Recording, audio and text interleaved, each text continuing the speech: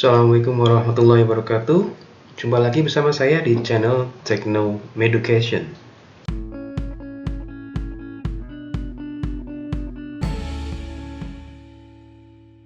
Pada kesempatan kali ini kita akan belajar mengenai hakikat penilaian pendidikan.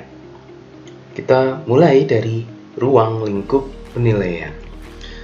Sebenarnya penilaian sendiri itu di dalam pendidikan adalah serangkaian kegiatan yang sistematis dan berkesinambungan dengan tujuan memperoleh data dan informasi. Nah, ini perlu digarisbawahi, data dan informasi mengenai apa? Mengenai proses dan hasil belajar peserta didik atau siswa. Ruang lingkup penilaian pendidikan ada 3, yaitu yang dilakukan oleh pendidik atau guru, yang kedua dilakukan oleh satuan pendidikan atau sekolah, yang ketiga dilakukan oleh pemerintah. Nah, masing-masing ini memiliki tujuan, yaitu yang pertama, penilaian oleh pendidik atau guru, yaitu bertujuan untuk memantau dan mengevaluasi proses, kemajuan belajar, dan perbaikan hasil belajar siswa secara berkesinambungan, serta menyusun laporan hasil belajar harian, tengah semester, akhir tahun, dan kenaikan kelas atau biasa disebut dengan rapor.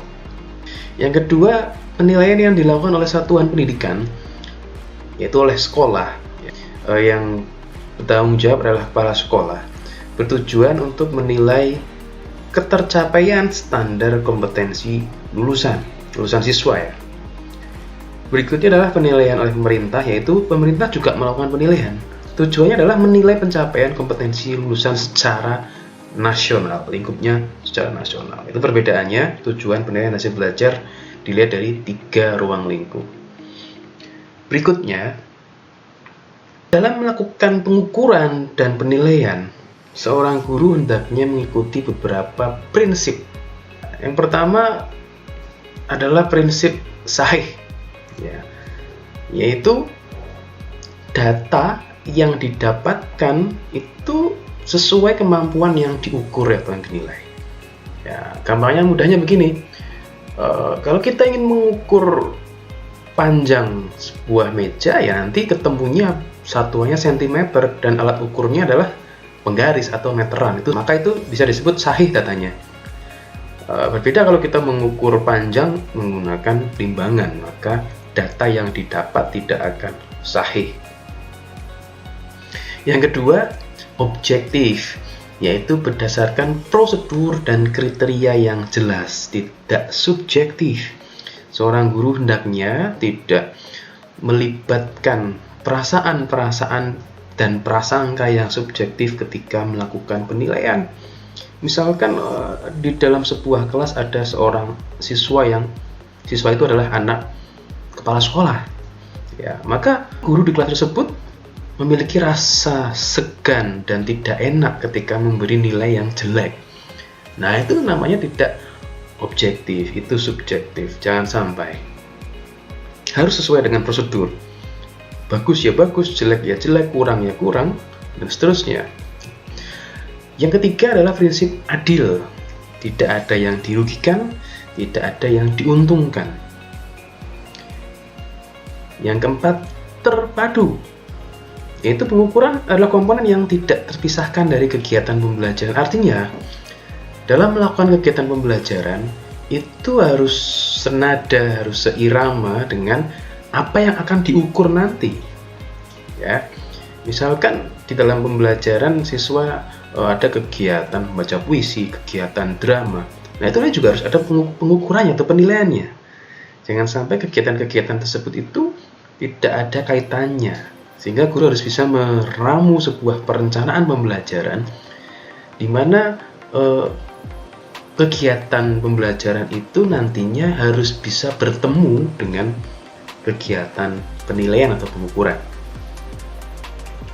Yang kelima adalah prinsip terbuka, sehingga guru harus memiliki prosedur, kriteria, dan dasar pengukuran yang diketahui pihak yang berkepentingan, misalkan kepala sekolah, ya siswa itu sendiri, dan teman-teman guru yang lainnya. Artinya instrumen-instrumen penilaian atau pengukuran itu hendaknya dilakukan review terlebih dahulu sebelum digunakan, ya, sehingga guru tidak menggunakan instrumen penilaian seenaknya saja.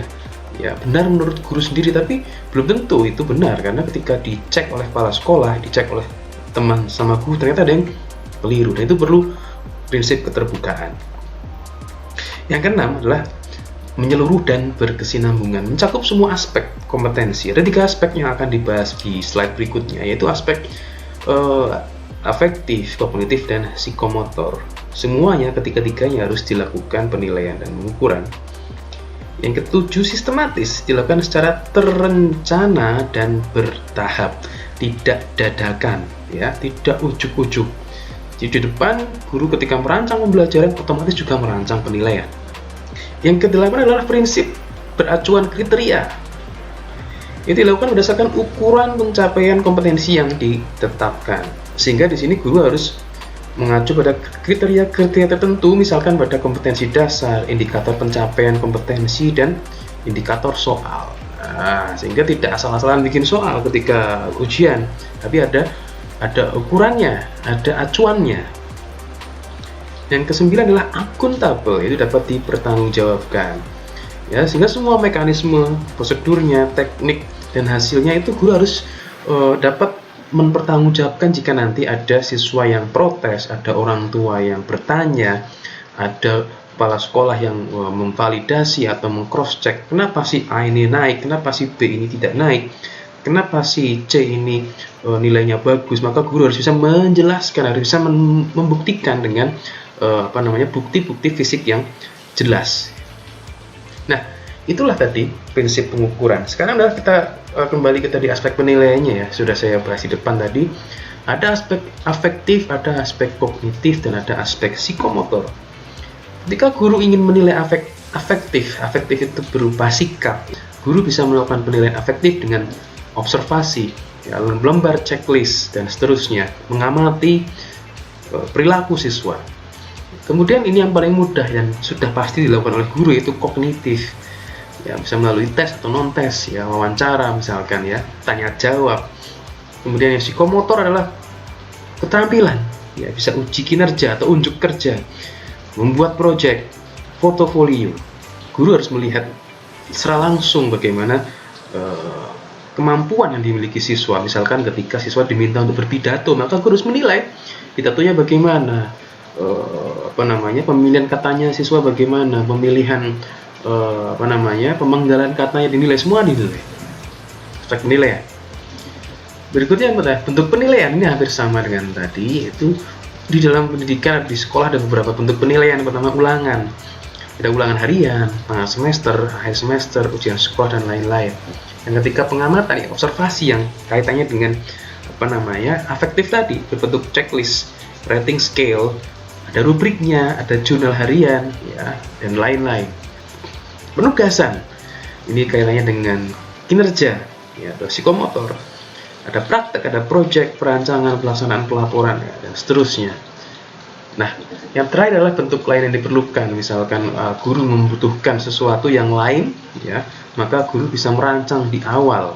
Karena biasanya kalau penugasan berupa proyek, maka tidak hanya hasil yang dilihat, tapi juga prosesnya yang dilihat. Baik, saya kira cukup yang dapat saya sampaikan, mudah-mudahan bermanfaat. Terima kasih. Assalamualaikum warahmatullahi wabarakatuh.